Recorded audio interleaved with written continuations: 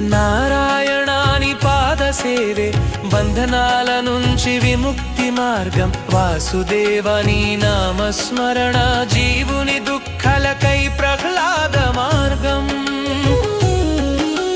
గరిమలఘిమని ఏ శక్తులు అనుభవించగ మాటలకేం తక్కువ. నీ రూపమే జగమంతయు చూసిన క్షణములో చైతన్య పూరితమయ్యా.